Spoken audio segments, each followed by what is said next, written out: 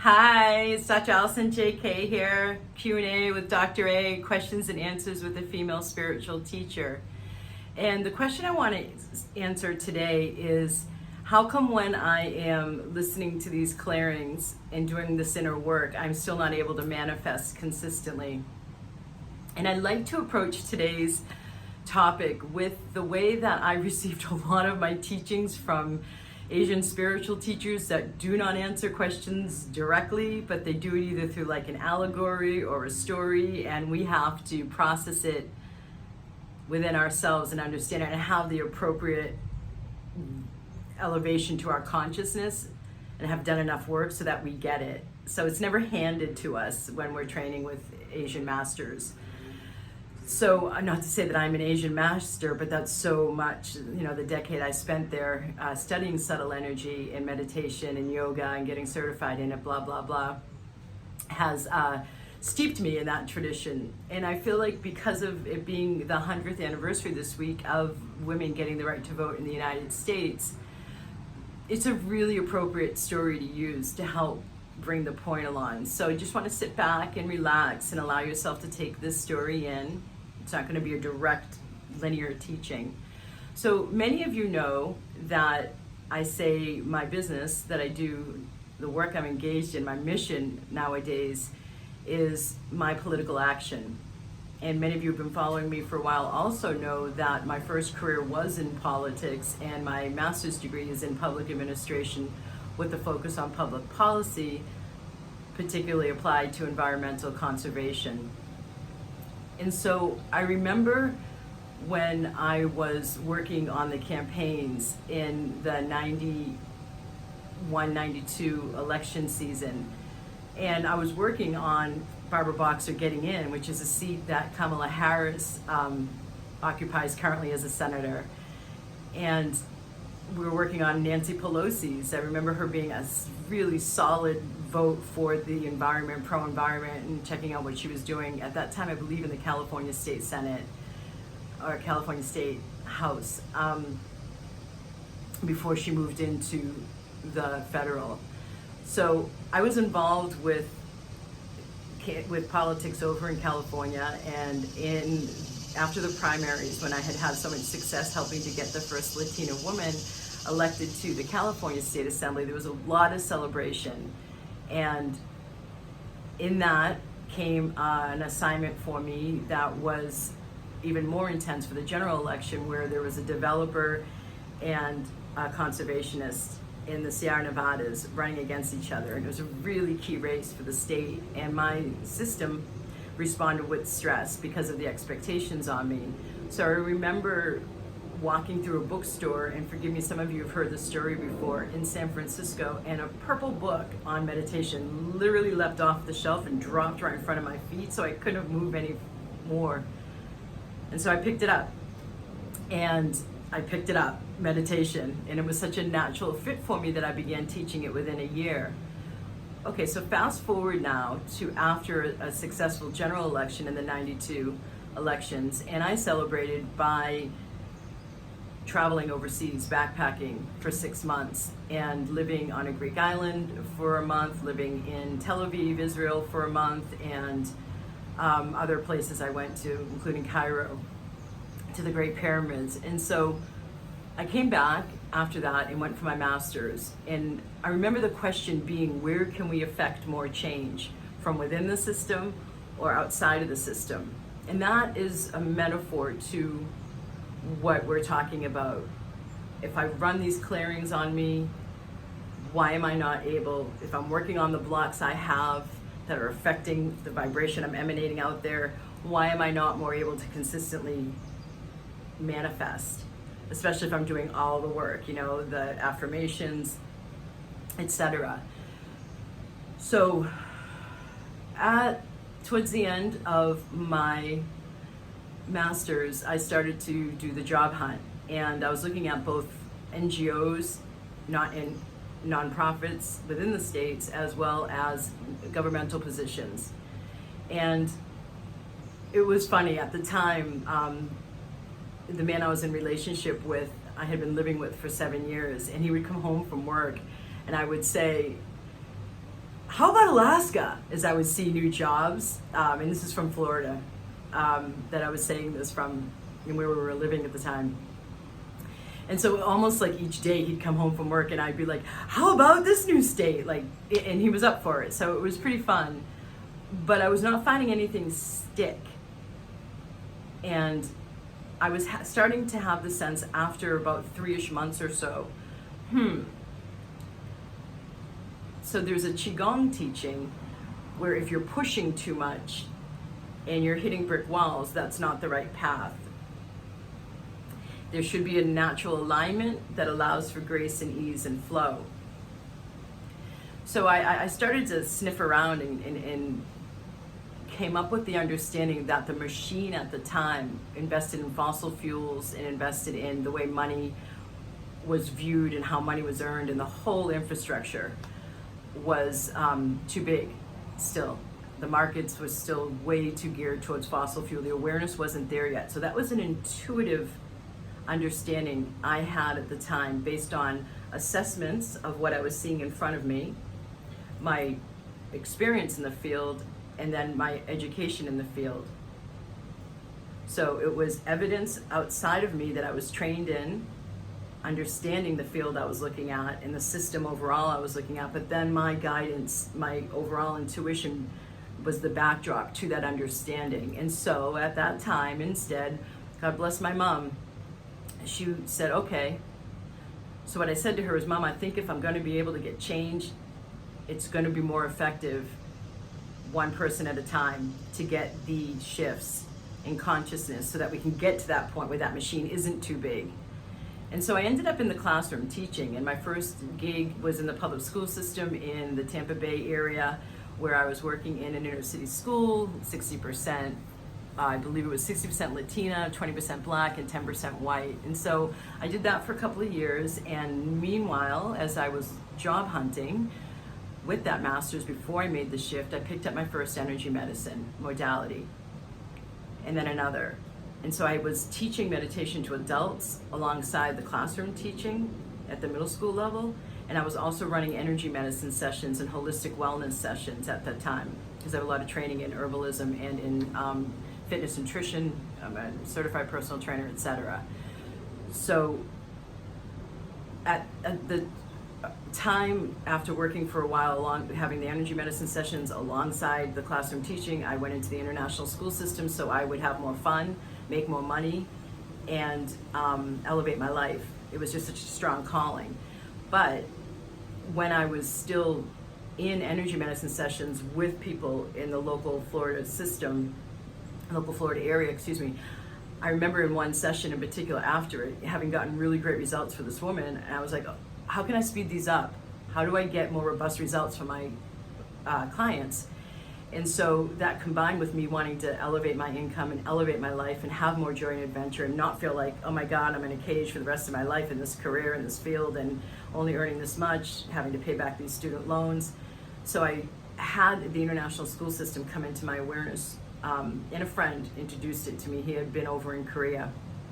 And so I accepted a job in Asia, in the Far East, in Taiwan, at an international school where I was both English lit teacher and an administrator, department chair, running all the energy medicine sessions still alongside with local expats as well as local Chinese there, and continuing on this path and continuing to work for change in individual consciousness.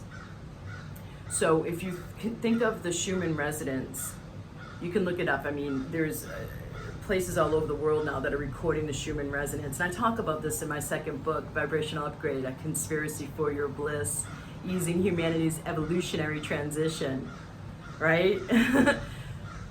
The 9/11, the day of 9/11, there was a measurement of now I was in Asia. I left for my gig over there 2 months before 9/11 happened, and I was removed from America for the whole decade following that. On 9/11, there was such a spike in the Schumann resonance, which is a measurement of the electromagnetic activity on planet Earth. And so without going into this too much more, there was a huge spike, which one of the other reasons, or the main reason why Schumann resonance had been getting recorded, was because of solar flares and solar wind and galactic impact from our cosmos that then hit the Earth. And the Earth is meant to have a hertz of 7.8. That's its highest health system. And then when the Earth's biofield of electromagnetic energy is healthy, we're healthy. There's a correlation there. But we also affect it.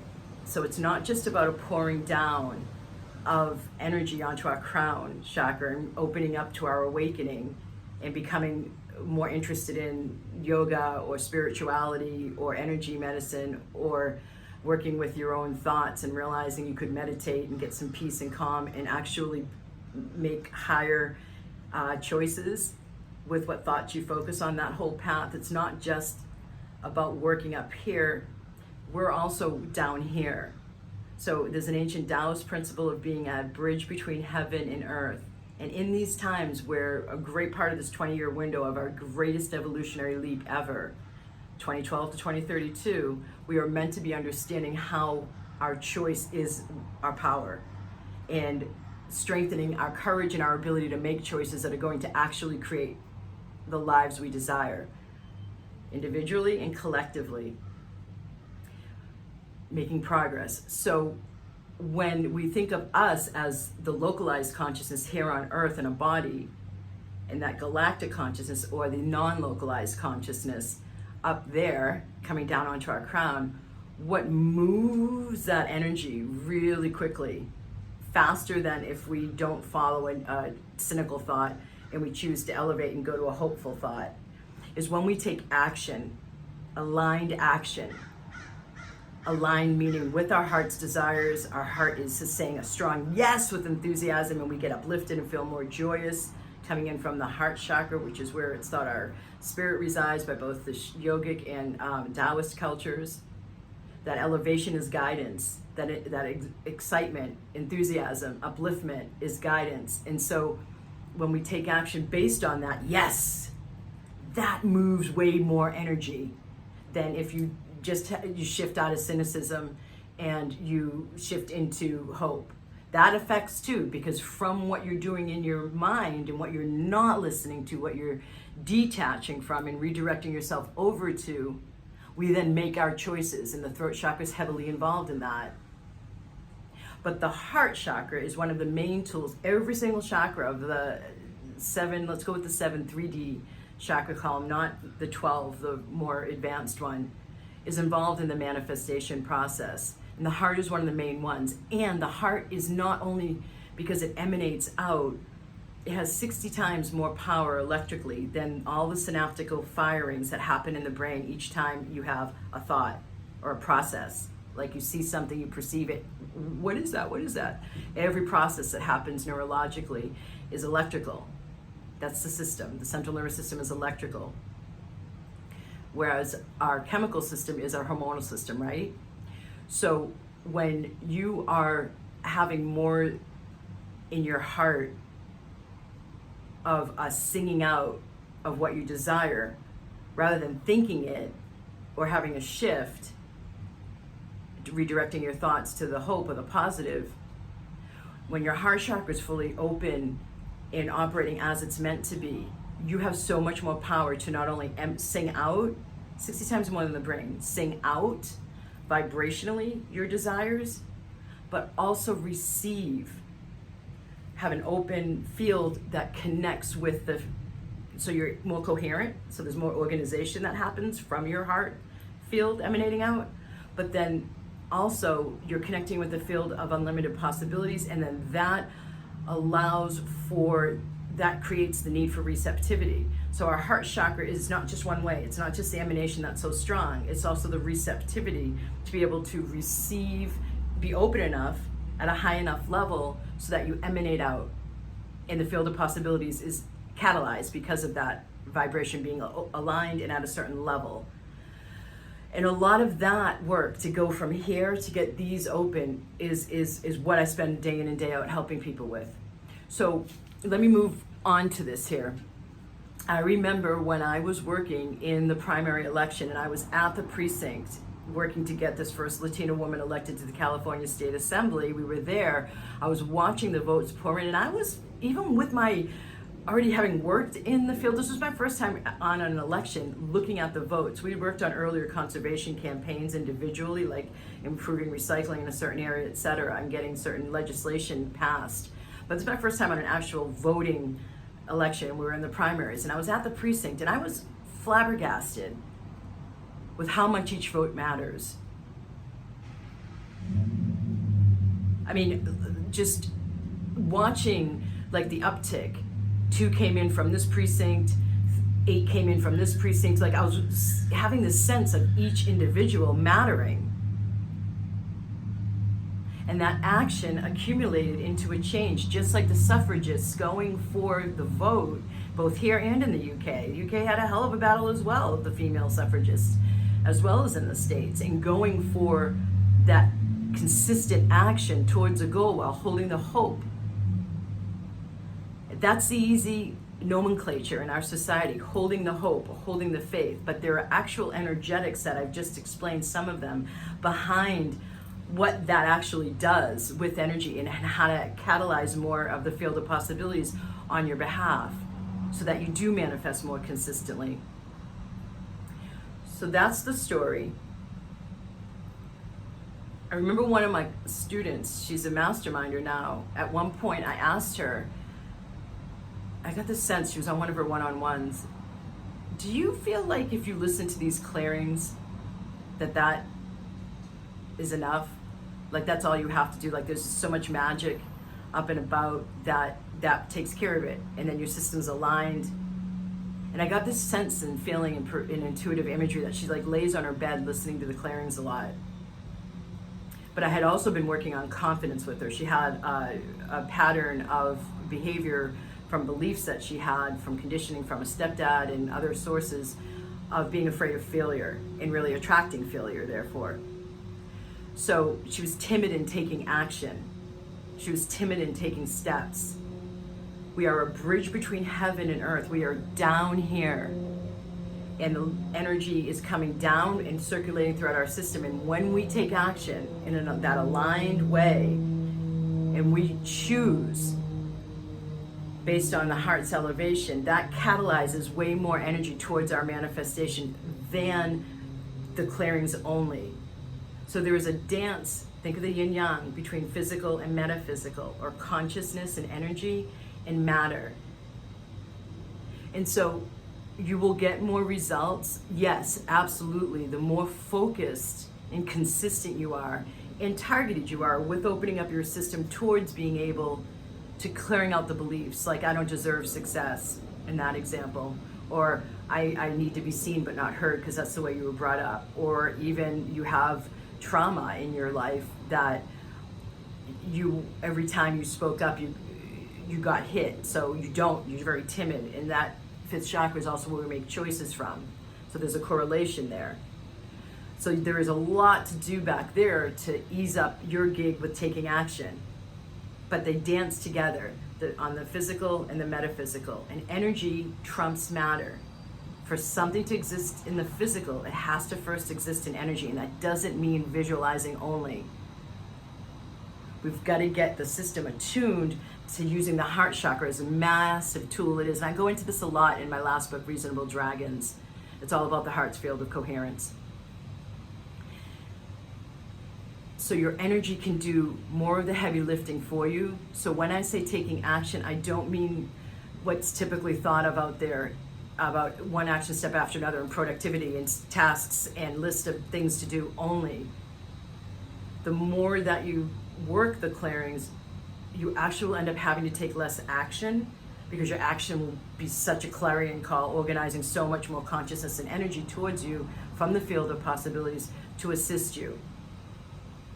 But you, when you find yourself not making any choices and becoming overly reliant on the clearings and feeling like you hear, you sense, you feel that you should, I don't like to use that word, but your guidance is giving you the sensation to take that action, and you step back and self-sabotage, or I'm not good enough, or I'm afraid of failure, that's where I get in one of my programs on a daily basis to clear that in action, in real time.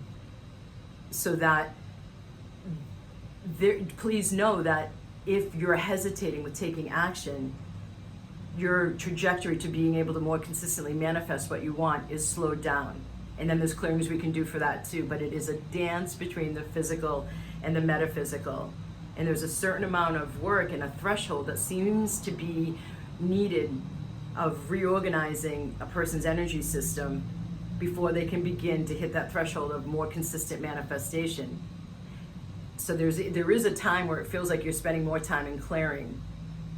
But the way it's phenomenal. To give you some inspiration further, in Magic Manifestation and Money Flow, my signature program, I'm watching people come in like the first week or two based on their yes to investing in themselves and this growth and evolution and progress. And then the energies and the modules and the teachings and the activations that I bring in, they're already like finding money or having surprise money manifest or having a synchronicity that helps them with a job offer that comes in as if out of the blue. So it's not a whole ton of work, I'm saying. It can happen along the way, but the manifestations become more consistent the more we've gotten your system cleared, the vibration up leveled, your ability to redirect your thoughts and stay focused from this higher vibratory rate, working the right chakras, the mechanics of the energy, so that your system's more aligned with what I've already said today. Blessings. Namaste.